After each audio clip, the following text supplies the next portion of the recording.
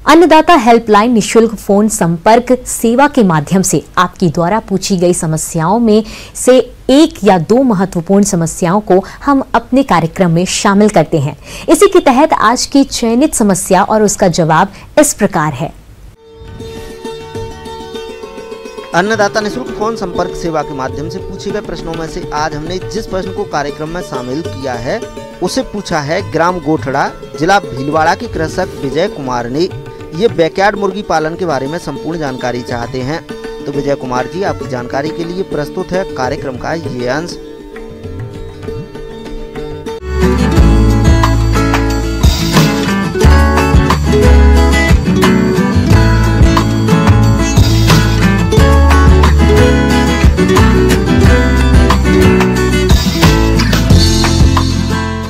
जैसा कि नाम से विदित है, बैकयार्ड मतलब किसान भाई अपने घर के पिछवाड़े में बाड़ा एक बनाकर उसमें 50 से 100-200 की संख्या में मुर्गियों का पालन करते हैं और ऐसा करने से वो अपने दैनिक जीवन की जो आवश्यकताएं हैं उनको पूरा करते हैं और अपने घर में जो अंडे और मांस की उपलब्धता भी सुनिश्चित करते हैं, जिससे उनके परिवार का जो न्यूट्रिशनल सिक्योरिटी है, पोषक सुरक्षा है, वो भी बनी रहती है और उनकी नियमित आय भी बनी रहती है।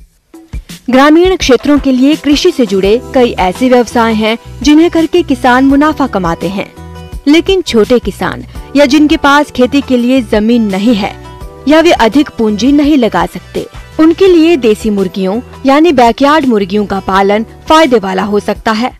जो प्रमुख बैकयार्ड पोल्ट्री के लिए कई सारी प्रजातियों का विकास किया गया है। बनराजा और ग्राम प्रिय नामक नस्लों का विकास किया गया है। गिरिराजा गिरिरानी नस्ल का विकास किया गया है। स्वर्णधारा नस्ल का विकास किया गया है। नंदनम नस्ल का विकास किया गया है। और ये सभी नस्लें अपने अपने क्षेत्रों में किसानों द्वारा पाली जा रही हैं और इनसे किसान अच्छी मात्रा में लाभ कमा रहे हैं। इनका जो विकास किया गया उनमें दो मुख्य बातों का ध्यान रखा गया है।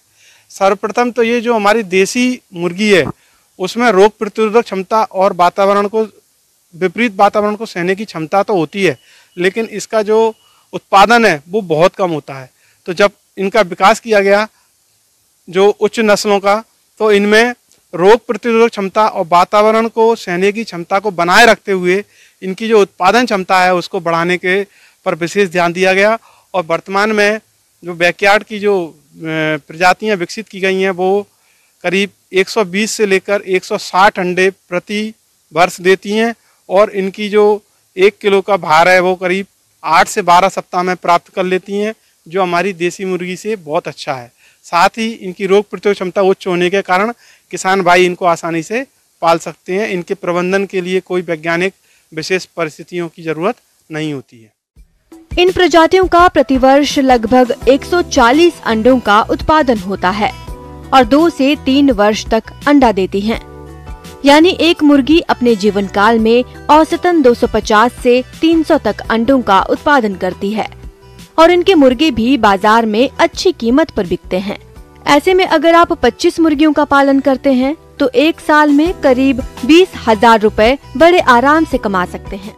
इनमें जो खास बात है कि किसान भाई अपने खेत के आसपास जो चारा लगा है उसमें पूरे खुले में इनको पाल सकते हैं। तो ये मुर्गियां जो ज़मीन पर दाना पड़ा रहता है, जो घास रहती है, जो कीड़े मकोड़े रहते हैं, उनको खाकर भी अपना भोजन पूरा चला लेती हैं और दाने की जो खपत है, दाने की जो लागत है वो पूरी बच जाती है। इससे कि किसान भाइयों का जो प्रॉफिट है वो भी बढ़ता है। वर्तमान समय में जो उपभोक्ता हैं वो बैकयार्ड में पाली हुई मुर्गियों की डिमांड बहुत अधिक कर रहे हैं और इससे किसान भाइयों के इनके जो लाभ है वो भी ज़्यादा मिल रहा है, क्योंकि बाजार में इनकी डिमांड बढ़ने से इनकी कीमत भी अच्छी प्राप्त हो रही है। साथ ही लागत कम होने से किसान भाई आसानी से इसको पाल सकते हैं। इन मुर्गियों में विदेशी मुर्गियों की तुलना में रोग कम आते हैं और आपका प्रबंधन ठीक से होगा तो बीमारियों के आने की संभावना बहुत कम रहेगी। इसके अलावा अगर आप इनका टीकाकरण करवा लें तो बीमारियों का जोखिम पूरी तरह खत्म हो जाएगा। उसके बाद मुर्गियों के जैव प्रबंधन बैकयार्ड में बहुत महत्वपूर्ण है, क्योंकि जब आप बीमारी को आने से रोक लेंगे तो आपके जो मुर्गियां हैं वो बीमारी नहीं होंगी। तो उसके लिए आप जो बाहरी जो पक्षी हैं, प्रवासी पक्षी हैं, उनको संपर्क को रोकिए। उसके साथ साथ में जो अपना बाड़ा है उसकी भी नियमित अंतराल पर सफाई करते रहें। कोई मुर्गी अगर बीमार होती है तो उसको तुरंत समूह से अलग कर दें। मृत मुर्गियों को गड्ढे में गाड़ दें, उनको खुला न छोड़ें। और उसके अलावा पानी के बर्तनों को भी अच्छे से साफ करें। जब कभी ज़रूरत हो तो दवाओं का भी इस्तेमाल करना चाहिए। कुछ टीकों का इसमें इस्तेमाल करना चाहिए, जिसमें से जो व्यावसायिक रूप से मुर्गी पाली जाती हैं उनमें तो कई टीके लगाए जाते हैं, लेकिन बैकयार्ड में केवल रानीखेत नामक बीमारी का लासोटा नामक स्ट्रेन आपको हर 2 से 3 महीने में पानी में मिलाकर दे देना है, जिससे कि आपके जो मुर्गियों के समूह है उसमें ये बीमारी ना आए। इन सब बातों का अगर किसान भाई ध्यान रखेंगे तो बैकयार्ड पोल्ट्री फार्मिंग में अच्छा लाभ कमा सकते हैं। वर्तमान समय में बैकयार्ड पोल्ट्री फार्मिंग बहुत प्रचलित हो रही है और अच्छी नस्लों का पालन करके आपका जो लाभ है उसको बहुत अधिक स्तर पर बढ़ा सकते हैं।